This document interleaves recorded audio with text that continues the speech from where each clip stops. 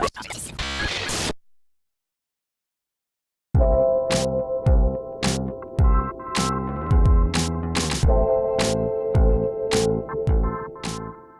9's been great. We've just submitted our big update to the App Store for M3D Scan. You typically take a plaster cast of a patient. This would be a below-the-knee amputee. And what they typically do is they have to manually adjust this mold. So they're gonna go in and they're gonna scrape away plaster. They're gonna add more plaster to it to raise the surface. And it takes a lot of manual labor. So we've been able to show how, hey, you can do this directly on the touchscreen. You can take a scan and then you can just swipe on areas that you'd like to raise or lower. And that's the kind of feedback that has kind of guided what we're adding into the app. We've been building a whole ton of stuff to test our apps, both in the orthotic and prosthetic market and in the fitness market. This right here is really simple glass triangle. And the point of this is to allow you to take a foot scan by pressing your foot up against it so that we can capture both the top of your foot and the bottom of the foot. So we have this prototype turntable that allows you to just simply stand on it. It spins you around, and with the iPad up on a little stand, you can capture a full body 3D scan quickly in a matter of 15 seconds. Yesterday we got 300 signups, and we're expecting to grow to 600 today, and we'll probably be doing 600 to 1,000 signups a day in the next month or so. We have something really exciting coming out because the Barclays Premier League is starting on August 11th. We sent out emails to the English clubs, so Chelsea, Manchester United, Manchester City, and we also sent an email out to Barcelona and Real Madrid. So Barcelona answered and asked us to get in touch with them in August. And then Real Madrid said they couldn't talk through email, so they sent us a number for us to get in touch. By reaching out to the clubs, we hope to get some partnerships. We understand that Brazil is a really big soccer market, and they have limited access to the Brazilian fans.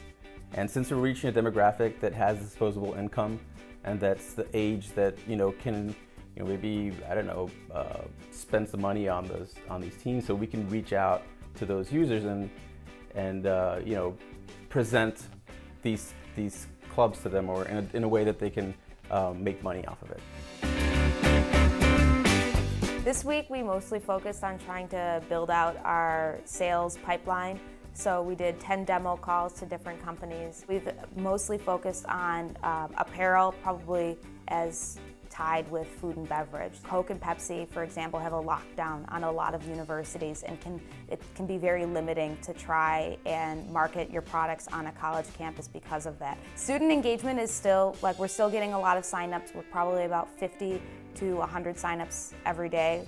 On the product side, we're actually implementing a new feature where brands can track cost per acquisition. Now we're rolling out that new feature where they can actually put a pixel into their website and track how many conversions they're getting from their reps and visualize that all on RepHike's platform. So demo day, we're looking forward to, Shashank will be presenting, so we're kind of refining his pitch and trying to figure out how we want to present it. It'll be probably a little bit different than what we're used to, because a lot of the presentations we've done with investors have been in small closed rooms, and this is a little bit more theatrical. So we're just trying to, adjust our pitch now so that it's more presentation style for a bigger audience. We introduced our hubs finally, and we are getting more and more responses about these hubs and more people wanting to have their own hubs. The initial idea was to have these hyperlocal communities where you feel connected to this group, because it's not only in your location, but these people who are inside there are also interested in the same topic. So you will be more engaged when there are people that they are interested in the same things. What we also started to do is just opening them and then saying people, look, there is a hub, do you want to lead it? So that the people are not like, oh, now I need to open something and how much work is it? But it's already there, you just need to take it over. Now it's kind of the last push before the final presentation.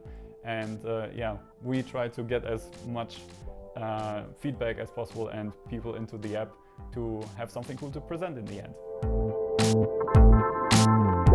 So this has been a huge week for us. We are now Teach Me as a company, but our product that we are promoting is called Vid to Teach, and we are super excited about it. We have 98 teachers signed up since we launched a week ago. We are in the App Store, which is great, so you can literally search Vid to Teach. You can download it and start using it right away. We are getting ready to attend the Dance Teacher Summit in California. We're leaving on the 2nd, which is very exciting, and we actually are meeting with 2 potential partners when we're in California. Naming the product was a huge journey. We ended up talking to Peter Dean, who's one of our advisors, and asked how he gets inspiration for naming things. And then in the all hands meeting that happened last Friday, we proposed to the whole room, hey guys, we need help naming our product, here's some ideas, let's brainstorm. So the feedback for Vid to Teach has been that teachers are very, very much happy with what we're doing. When we switched from Teach Me to Vid to Teach, it was all because of the customers. So the clients were giving us feedback from the studio owner perspective, saying that there was no value for them as a studio owner. Because of that information, we were able to make this pivot, and we've seen almost immediately that the teachers are a lot more receptive, and they love how it can be a real tool for them.